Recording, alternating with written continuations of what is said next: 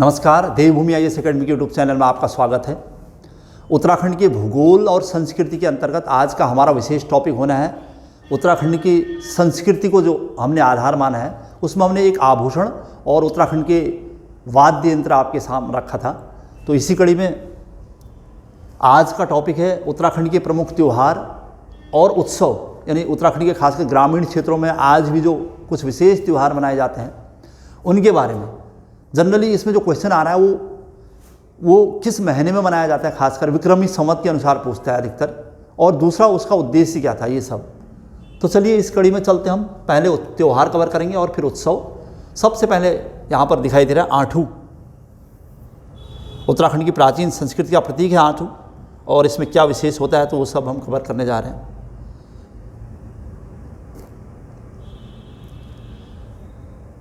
तो आठू में क्या, आठू कब मनाया जाता है तो भाद्रपद मास यानी भादो के महीने में। शुरुआत चैत किसके साथ होती है वैसे महीनों की, तो चैत, बैसाख, जेठ, आषाढ़, सावन, भादो, भाद्रपद माह ये हुआ। भाद्रपद मास की सप्तमी तथा अष्टमी को मनाया जाता है आठू। पहला पॉइंट तो ये हुआ। दूसरा, इसमें होता क्या है, खासकर चांचरी का आयोजन होता है। चांचरी उत्तराखंड की प्राचीन संस्कृति में खासकर कुमाऊं का लोक नृत्य है, और जो माघ महीने की चांदनी रात में या किसी भी महीने की चांदनी रात में किया जाता है। इसमें होता क्या है इस आठू में, एक तो ये कब होता है ये देखा था। दूसरा, ये इसमें आयोजन क्या क्या होता है जिसमें अखंड सौभाग्य की कामना है। खासकर महिलाएं से इस त्यौहार को मनाती हैं, तो अखंड सौभाग्य की कामना हेतु गौरा और महेश की पूजा होती है।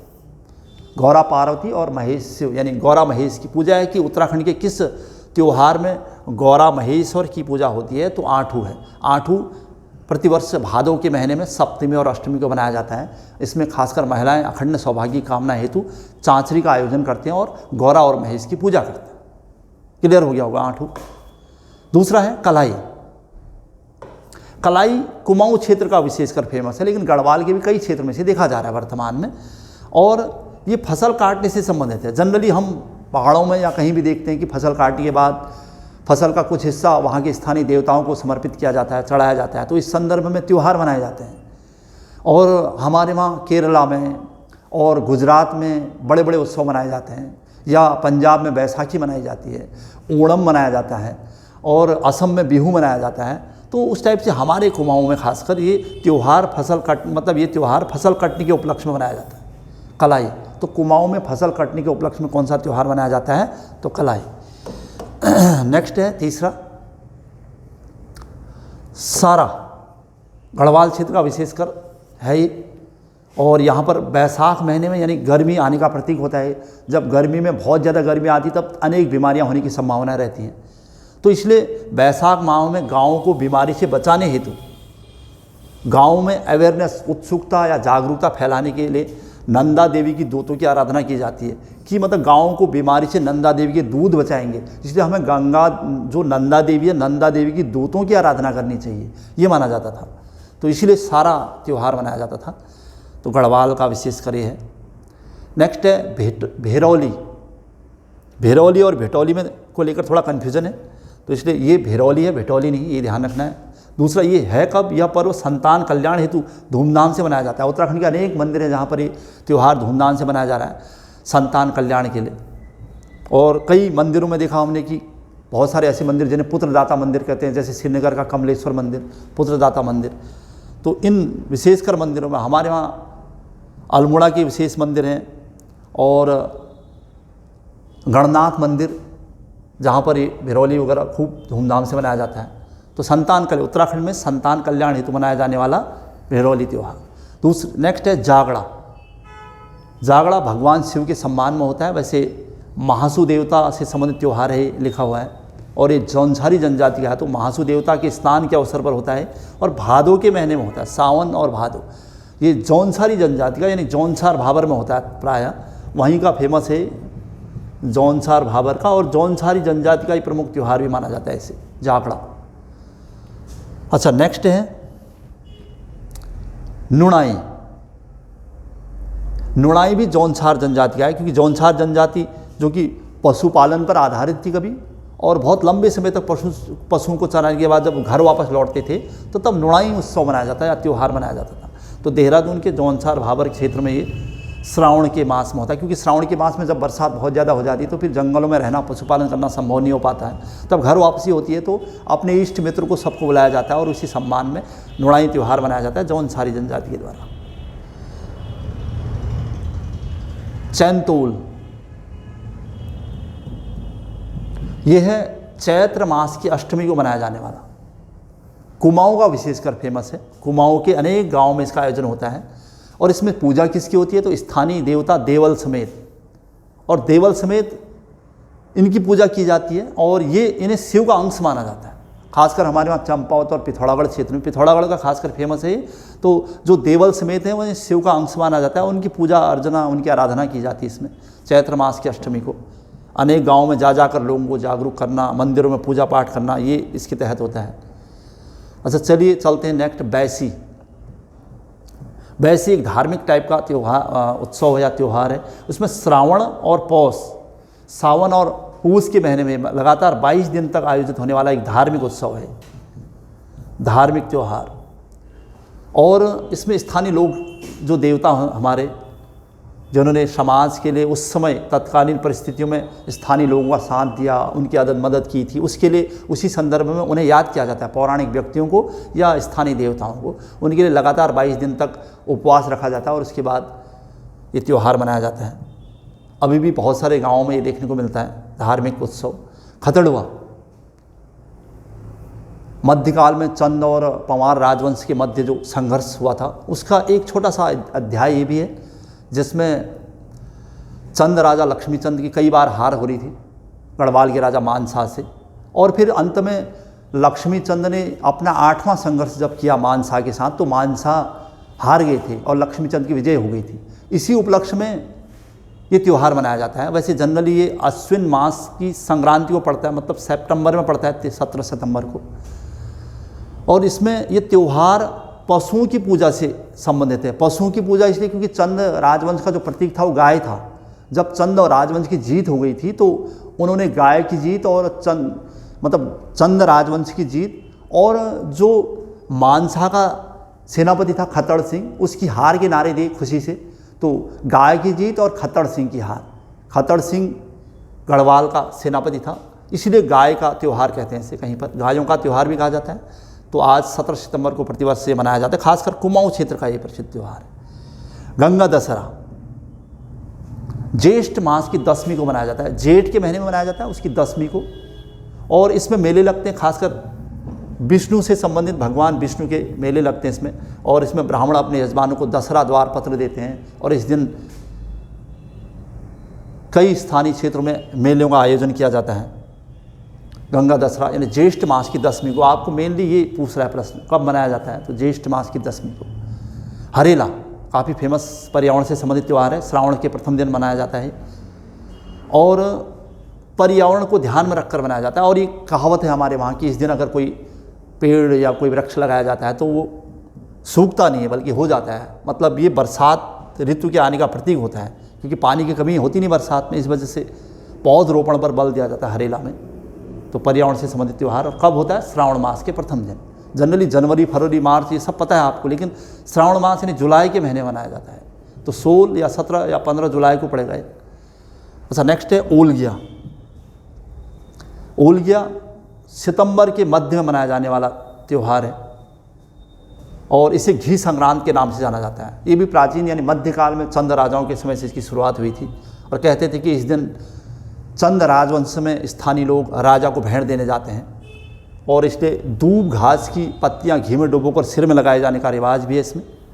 और राजा के लिए दही दूध घी ले जाया जाता था और ताकि राजा खुश हो, और अपने राजा को खुश करने के लिए ये त्यौहार था।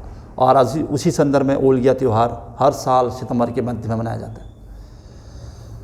नेक्स्ट है घुघुतिया यानी मकर संक्रांत। भगवान सूर्य के उत्तरी गोलार्ध में प्रवेश का दिन होता है।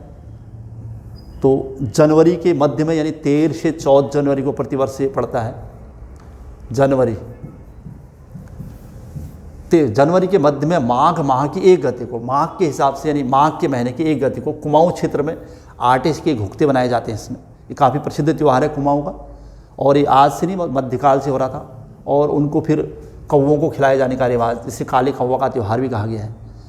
तो ये जनजातियों द्वारा मनाया जाने वाला एक महत्वपूर्ण त्यौहार भी है, क्योंकि जनजातियाँ ये समझती कि सूर्य का उत्तरी गोलार्ध में प्रवेश का मतलब था कि अब उनके अच्छे दिन आएंगे और गर्मी के दिन आएंगे। फूलदेई, फूल संग्राम नेक्स्ट त्यौहार है। चैत्र मास के प्रथम दिन यानी वसंत ऋतु के आगमन का प्रतीक फूल संक्रांत मनाया जाता है, और इसमें बच्चे टोकरियों में विभिन्न प्रकार के फूलों को चुनकर रखते हैं। बसंतोत्सव त्यौहार के नाम से जाना जाता है इसे, फूल देवी। तो बस आपको ये याद रखना है, चैत्र मास के प्रथम दिन फूल संक्रांत या फूल देवी। विखौती, विखौती भी बैसाख माह के प्रथम दिन और रात को लगने वाला एक त्यौहार या मेला है। इसमें मेला भी लगता है, प्रथम दिन मनाया जाता है यानी बैसाख माह के प्रथम दिन। और इस दिन लोग व्रत रखते हैं, और फिर आने वाले समय में चूँकि गर्मी के आने का प्रतीक होता है, तो फिर गर्मी में तीर्थ यात्राओं के लिए चल देते हैं लोग, तो इसलिए तीर्थ यात्राओं की शुरुआत करते हैं इस दिन।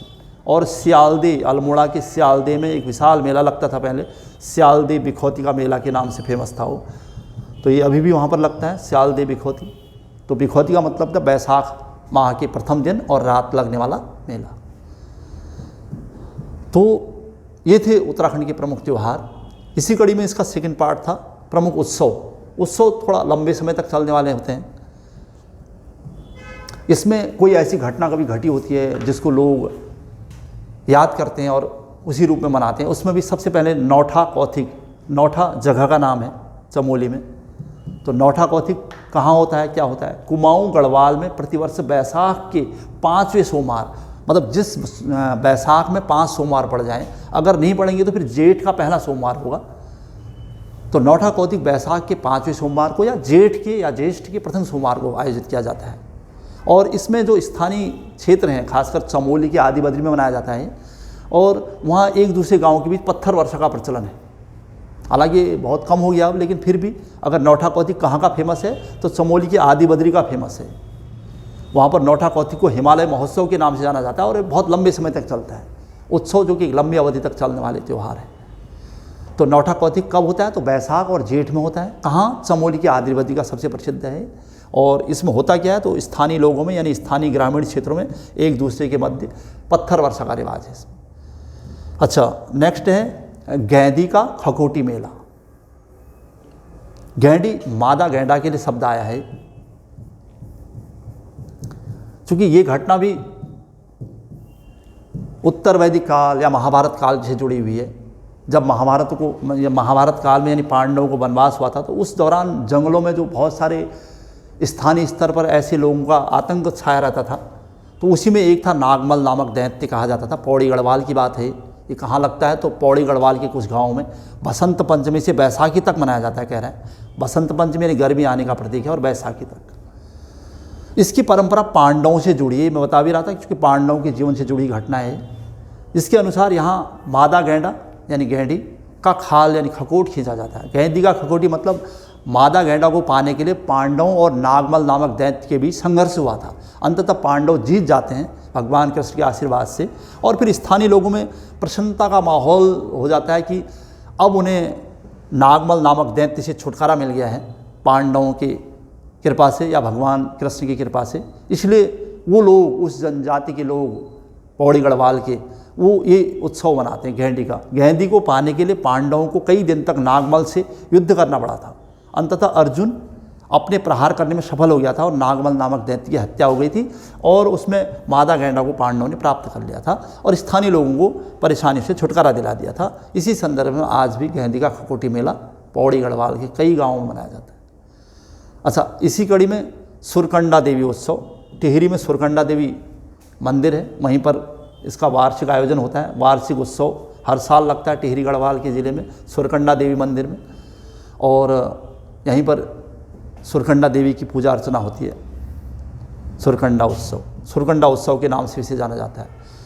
और इसी कड़ी में एक है ऐतिहासिक हिल जात्रा उत्सव। हिल जात्रा, हिल यानी पहाड़ी क्षेत्रों में, जात्रा मतलब दलदल, पहाड़ी क्षेत्र के दलदली भागों में किए जाने वाले खेल। ये पश्चिमी नेपाल की देन माना जाता है। सीमावर्ती क्षेत्रों में भारत नेपाल की सीमा पर ही होता था। पिथौरागढ़ की शोरो घाटी क्षेत्र में वर्षा ऋतु में अधिकतर धान की रोपाई के समय चरवाहों और कृषकों द्वारा मनाया जाने वाला उत्सव है। मतलब इसके पशु चराने वाले लोग और किसान मनाते हैं। कब? वर्षा ऋतु में। वर्षा ऋतु में जब धान की रुपाई हो रही होती है, ये धान के खेतों में किया जाता है। अच्छा, ये पश्चिमी नेपाल की देन है ये उत्सव। इसमें स्वांग नृत्य होता है, काफ़ी फेमस है, आज भी स्वांग नृत्य को दिखाया जाता है। ये मुख्यतः कहाँ का है? अगर पिथौरागढ़ की शोर घाटी का तो है ही, अगर कोई पर्टिकुलर जगह पूछता है कहाँ का है तो ये कुमोड़ बजेठी का है। पिथौरागढ़ के कुमोड़ बजेठी क्षेत्र में होता है। रावल गांव, वहाँ पर अगनाली छीना और अस्कोट क्षेत्र में यहाँ पर धूमधाम से आज भी मनाया जाता है। अब तो संपूर्ण पिथौरागढ़ यानी पिथौरागढ़ सिटी में भी ये मनाया जा रहा है और उत्तराखंड की संस्कृति का प्रतीक माना जा रहा है इसे। लेकिन ये पहले कुछ ऐतिहासिक ऐसे तथ्य, ऐसी घटनाएँ हुई थी इन क्षेत्रों में, तब मनाया जाता है। इसमें जो स्वांग नृत्य किया जाता है वो लखिया भूत एक विशेष पात्र है जो लोगों का मनोरंजन करने के साथ उनको डराने का काम करता है, जैसे स्वांग नृत्य के नाम से जाने जाते हैं। उसमें हलिया जो इसके पात्र हैं हिल यात्रा के, दहीवाला, नेपाली राजा, बैलों की जोड़ी, ये सब इसके प्रमुख पात्र हैं। ये था पिथौरागढ़ की जनजातियों का मनाया जाने वाला हिल यात्रा। नेक्स्ट है कंडाली। कंडाली एक विशेष प्रकार की घास है और जो कि पर्यावरण को नुकसान पहुंचाने वाली समझी जाती है और इसी को काटा जाता है यानी पर्यावरण स्वच्छ करने के लिए। पिथौरागढ़ की जनजातियों द्वारा प्रत्येक 12 वर्ष मनाया जाता है, यानी कंडाली उत्सव हर 12 वर्ष में मनाया जाता है। और इसके तहत जो कंडाली घास है यानी बिच्छू घास, उसे काटा जाता है और पर्यावरण स्वच्छ किया जाता है। ये रिवाज है पिथौरागढ़ सोरो घाटी। तो कंडाली उत्सव भी पिथौरागढ़ का ही फेमस है। वहाँ की राजी जनजाति और भोटिया जनजाति इसको विशेष रूप से मनाती हैं। और उसके अलावा पर्यटकों को उत्तराखंड की संस्कृति से परिचित कराने के लिए हर जगह आज उत्तराखंड के प्रत्येक स्थान पर शरदोत्सव मनाया जाता है। शरद ऋतु के आगमन का प्रतीक माना जाता है, इसलिए हर जगह, केवल नैनीताल नहीं बल्कि अल्मोड़ा, पिथौरागढ़, मसूरी, रानीखेत, सभी जगह ये शरदोत्सव मनाए जाते हैं, जो हमारे उत्तराखंड की संस्कृति से, उत्तराखंड के पर्यटन से लोगों को परिचित कराने का काम करते हैं। तो ये था हमारा आज का विशेष टॉपिक, उत्तराखंड की संस्कृति का दूसरा महत्वपूर्ण टॉपिक, उत्तराखंड के त्यौहार और उत्सव। इसी कड़ी में हम लगातार इस टॉपिक को आगे बढ़ाते रहेंगे। आज की क्लास यहीं पर समाप्त हो रही है। जय हिंद, जय उत्तराखंड।